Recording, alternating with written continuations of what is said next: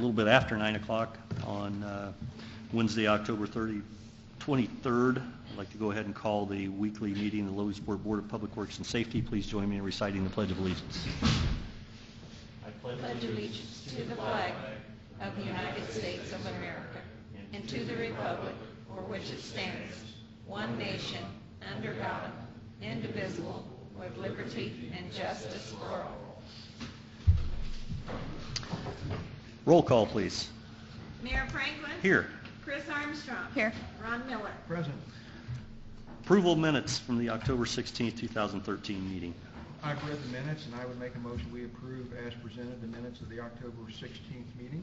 Second. It's been moved and properly seconded. Is there any discussion? None. All in favor signify by saying aye. Aye. All opposed, passes on a vote of 3-0.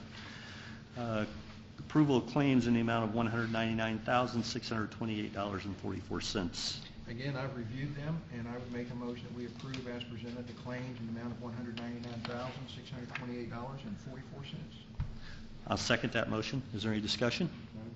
Hearing none. All in favor signify by saying aye. Aye. All opposed, passes on a vote of 3-0. There are no licenses for consideration. Are there any visitor comments? That would be a time if you, unless you have a specific issue that you know is on the agenda that you would like to address then. Okay. Under old business, 417 Grove Street. That's code enforcement.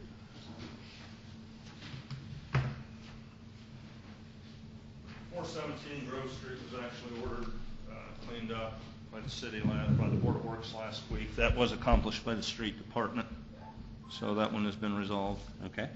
715 Fifth Street. I did the follow-up letter, as I said I would, and that one has been resolved also. Okay. Very good. Thank you. Under new business, there's none for consideration. Reports to the building commissioner. Good morning, everyone. Good morning. I had submitted my report for your review. If you have any questions, I can take those. We'll note that we did have 2 new projects that did get kicked off here this week. The Logansport Learning Academy, as well as the 3047 East Market Street, which eventually will be a Ruler Foods business at that location. And help me, where's the Learning Academy at 201 Burlington? 201 Burlington Avenue. It's the old Al's Restaurant facility. Okay. Gotcha. IGA. Yeah, right. The IGA, even further down the line. Okay. Good. I did have one request to appear. Mr. Rick Schroeder, property owner at 1001 and a half Erie Avenue. Mr. Schroeder is here. I had done an inspection of the property back on September 26th. Schwering Realty is the property manager, or represents as property manager. And I was contacted by Rachel Henry from Schwering Realty that Mr. Schroeder would like to appeal or discuss the findings during that inspection. So Mr. Schroeder is here. I'd like to have him come up. Hi, Rick. If you would state your name and address for the record. I'm Rick Schroeder. My address is actually 1490 North 25. Mr. Drinkwine inspected my property, and I appreciate the efforts. I really do. The GFIs I found were, it's like that's something I should have taken care of and didn't really even think about. The question and comment I have is upstairs in the apartment is a bathroom. It's a 1-bathroom apartment, and it's on the upper floor. And I need to know if there's any flexibility in this exhaust issue due to the fact that this is a brick building, it's a flat roof. The ceiling of the bathroom is at the bottom of the joist of the flat roof. There's nowhere to vent out, because on one side is the kitchen, one side is the hallway out of the apartment. It's a brick building and it's a flat roof. I've spent many years, we've owned this property since 1984. Never had any issues, never had any problems. It's always been an apartment. I really have a problem with cutting a hole in my rubber roof, since we spent many years trying to solve leaking problems on a flat roof, and it's finally resolved. The building is brick, and I don't know how you would vent through a brick wall without making it very, very expensive to do. And there's the window that's in the bathroom is a solid pane glass. It's a thermal unit to keep the place warm, and we've never experienced any mold or mildew issues in the apartment. And I don't know how we can resolve it, because I can't afford to put a vent through the brick wall, because anytime you get a mason in there and they leave the ground, it becomes very expensive. You know one? Huh? You know a brick well, mason? yeah, and that's how I know the issues. I'm sure you do. And don't really make a whole lot off the apartment, but I just it's a matter of mortgage, interest, and insurance, and it's just an investment that I have that I'm not really getting a great deal off of, and I can't see where this is going to be a very cheap issue for me. Mm-hmm. And I hate to cut my roof, and I don't know how you would vent through a roof. I don't know if anybody's got any solutions, but I don't.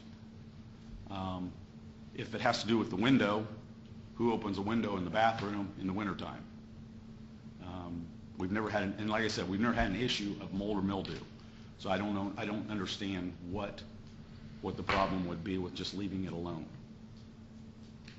Well, I mean, the issue with leaving alone is that you have two code violations. You have a state code violation, because the state code does require the mechanical exhausting of the restrooms, and I did provide a copy of that code.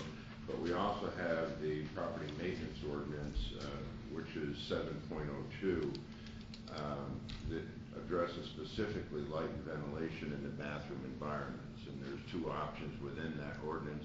One is to put the exhaust fan in, or two is to have an operable window with a screen. And that's the way the ordinance works.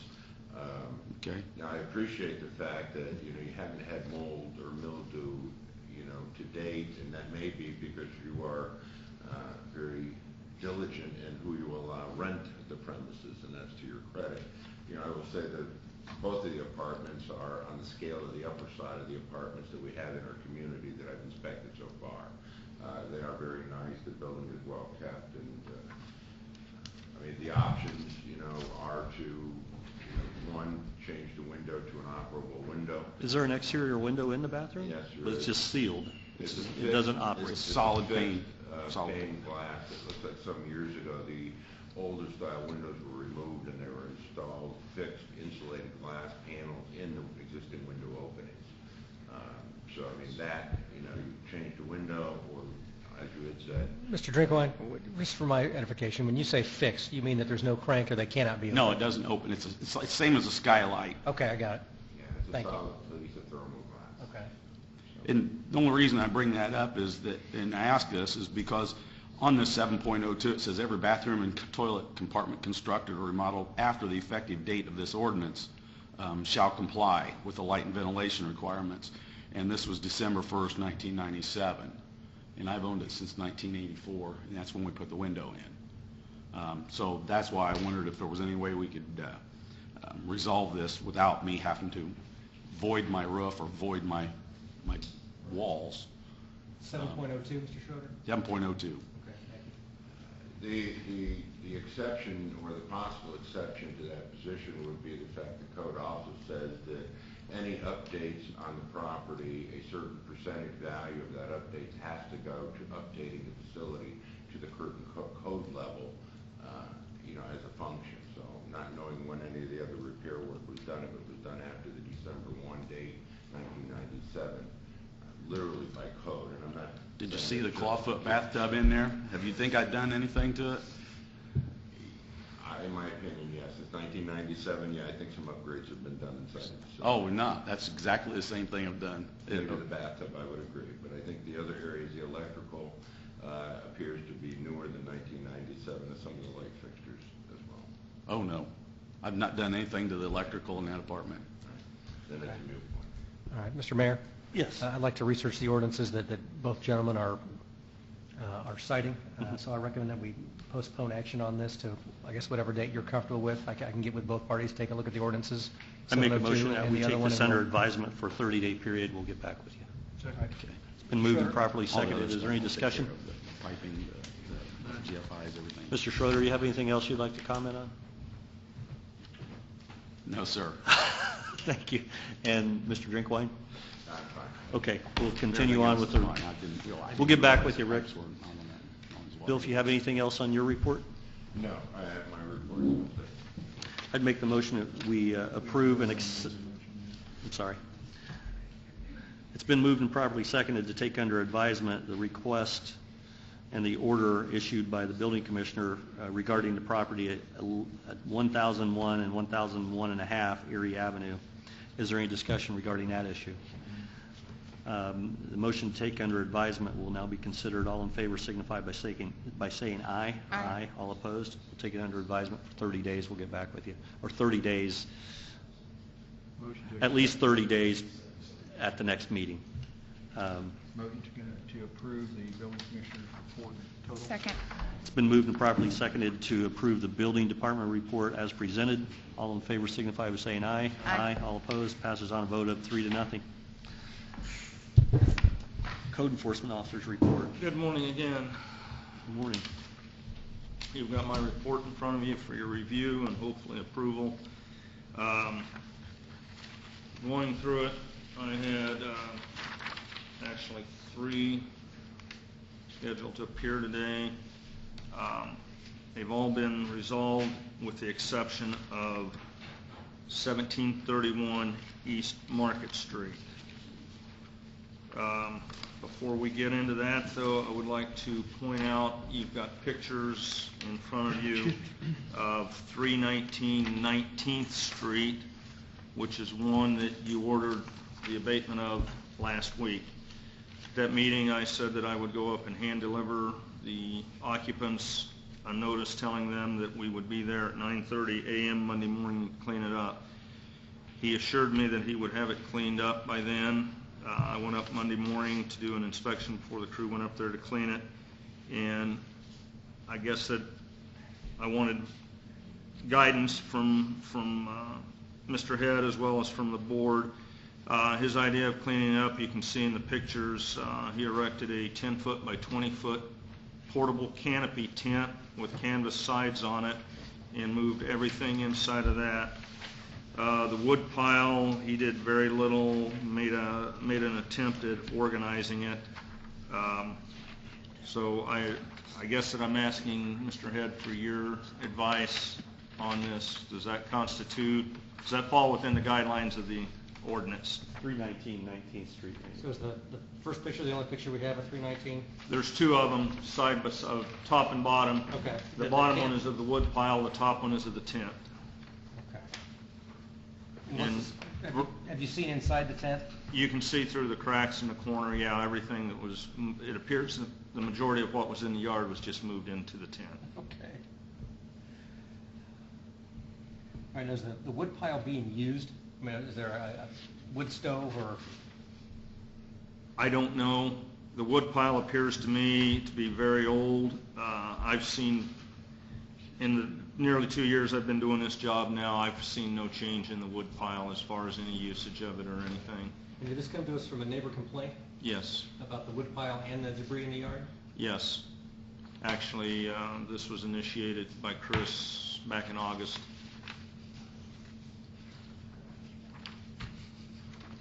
What does the ordinance say for a wood pile? What is the length? I don't remember. I think by ordinance, you're allowed to have no more than, and it's been a while since I looked at that, but I think it's no more than 5 rick of wood. A rick of wood is basically 4 foot tall, around 18 inches wide, and 8 foot long. And it's to be split and properly stacked very little of what he's got here, you can see very little of it has been split. It's just like someone backed a truck up there and threw it off, and then since our review last week, you can see the way he stacked it. Right. Mr. Franklin, I'm sorry, I was talking to Mr. Schroeder when you began your presentation. Did this person appear last week? He was given notice to appear, but he failed to appear. I made a personal hand delivery of a letter to him Wednesday, advising him that we would be there at 9:30 Monday morning to clean the property up.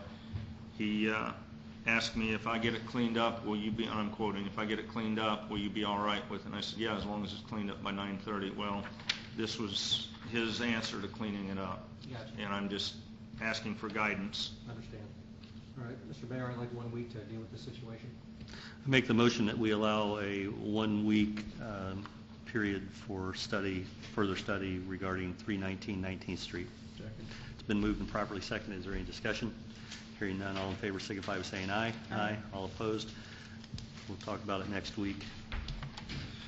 Okay, another difficult one. You have two sets of pictures in front of you. One is 1721 East Broadway, and the other is 1731 East Broadway. 1731 East Broadway, the property owner there, that property has been foreclosed on. Is it occupied? No, Vacant. it is not occupied. It hasn't been occupied for several months now. Okay.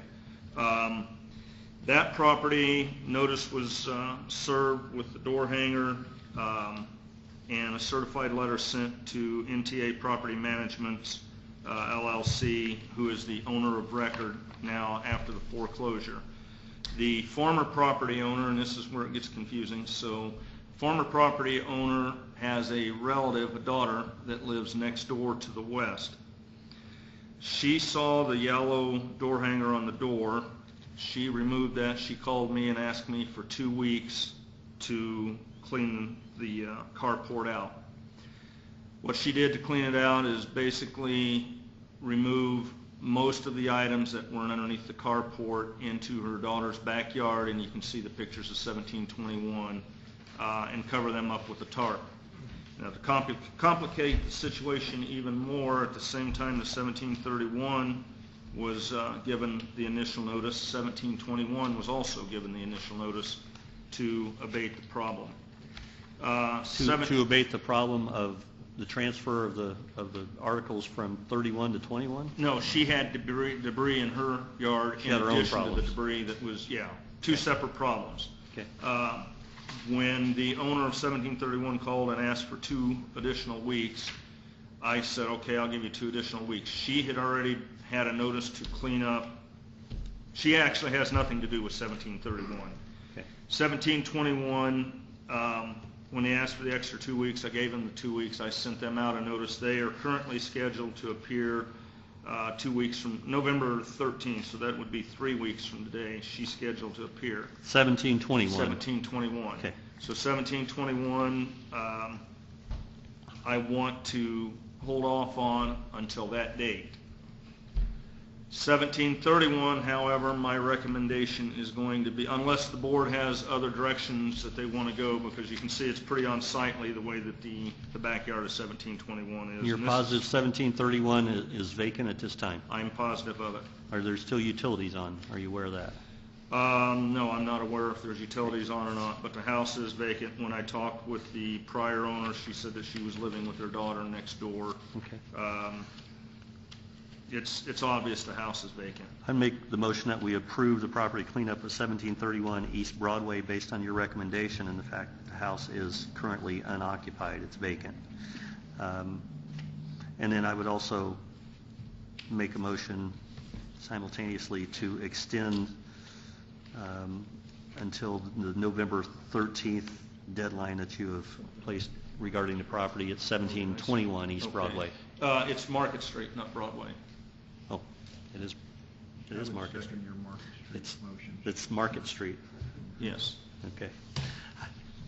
Change both those motions to reflect Market Street and not Broadway. And I have a motion and a second regarding 1731 East Market and 1721 East Market. Is there any discussion? Hearing none, all in favor of accepting the motions as presented, please signify by saying aye. Aye. All opposed, it passes on a vote of 3-0. I would make a motion to accept the code enforcement officer's report in its entirety. It's been moved and properly seconded. Is there any discussion? All in favor signify by saying aye. Aye. All opposed, passes on a vote of 3-0. Let me get back to my agenda. Superintendent of Public Works. Good morning. Good morning. I respectfully submit my report for the Public Works Department for the City of Logansport. We are getting ready. We have all of our plows ready. Our lights are on our trucks. We have all of our leaf vacuums ready to go. Probably the way it looks now, probably next week we will start on our leaf pickup. Will you be taking on extra help for leaf season? Yes, we always do. Yes, sir. Good. We transfer a couple of them from the cemetery down to the street department, and we also hire some for like 6 to 8 weeks during the leaf season.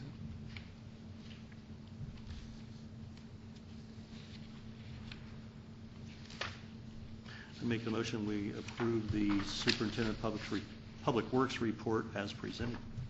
It's been moved and properly seconded. Any discussion? All in favor signify by saying aye.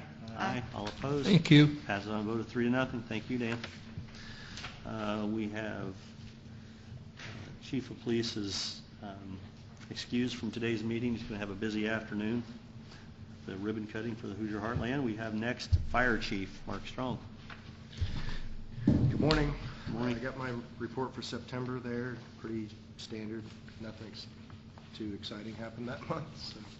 So, right now, of course, October is one of our busiest months as far as fire prevention. We had fire prevention down at Riverside Park the other day, and it worked out really nice. And been going to all the schools and with the fire safety house and going to all the different events on the weekends and stuff, safety fairs.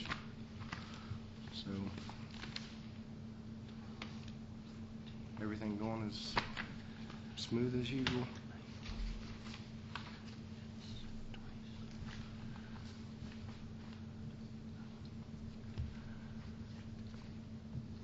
See, you had 85 calls for the month. 69 of them were first responder calls. Of those first responder calls, how many did you submit billing for? 0.